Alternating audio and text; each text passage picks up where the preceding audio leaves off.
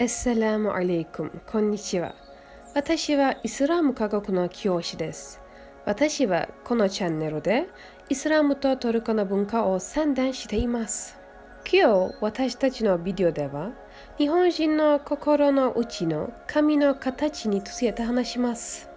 日本人をよく知るようになると、彼らの頭の中には様々な形の神々がいることが分かりました。そのうちの一つは、エイリアンが宇宙を作ったと考える日本人もいるということです。しかし、エイリアンは本当に宇宙と生物を創造したのでしょうか？実際、私は宇宙についての私のビデオでこの質問に言及しました。あなたもそれを見ることができます。しかし今、この質問に答えましょう。まず第一に、宇宙を創造した存在には2つの特徴がなければなりません。まず、宇宙を創造した存在は宇宙の外にあり、無限の力を持っている必要があります。第二に、宇宙を創造した存在は時間と空間から解放されなければなりません。だから、それは無限でなければなりません。時間と空間がこの宇宙に有効だからです。しかし、宇宙を創造した神のための時間と空間はありません。それでは、今、エイリアンについて話しましょう。エイリアンの存在は科学的に証明されていません。宇宙には何十億もの銀河や惑星があります。これらの惑星には人間以外の種がいる可能性があります。これらの惑星にエイリアンがいるとしても、私たちの銀河と地球に到達するのに何十億年もかかるでしょう。ここでエイリアンが存在すると仮定しましょう。それでエイリアンは本当に宇宙を作成しましたか？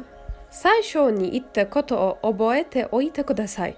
エンティティが宇宙を作成するためには、それは宇宙の外にあり、無限でなければなりません。しかし、エイリアンはこの宇宙で私たちと一緒に住んでいます。そしてそれらは時間と空間に依存しています。それなら、宇宙とエイリアンの両方を想像したより大きな存在がいるに違いありません。彼はアッラーであり、彼は宇宙、エイリアン、そして私たちがまだ知らないすべてのものを創造しました。人間のように宇宙の他の生き物は後で作成されました。神を受け入れないためだけに言い訳を探す人もいます。彼は原子が宇宙を作ったと言います。彼はエイリアンが宇宙を作成したと言います。彼らは神の質をこれらの単純な存在に返します。しかし、彼らは真の永遠の神を見たくないのです。なぜですか？彼らは非常に多くのユニークな創造物にもかかわらず、これはアッラの証拠にはなり得ないと言います。彼らは神の望む罪の印を待っています。そしてこの兆候は彼らの生涯の周りにありますが、彼らはそれを見ずに死にます。アッラはコーランでこの状況を次のように説明しています。ビスミッラヒルラハマニルラヒーム。地上には信心深い者たちへの主従の印があり、またあなた方自身の中にもある。それでもあなた方は見ようとしないのか？神は人、世界、そして宇宙を創造されました。そしてこれらは人々が神を見つけるための証拠を持っています。今、鏡の前に立って目を見てください。どうやって見えますか？誰があなたの目を制御しますか？あなたですか？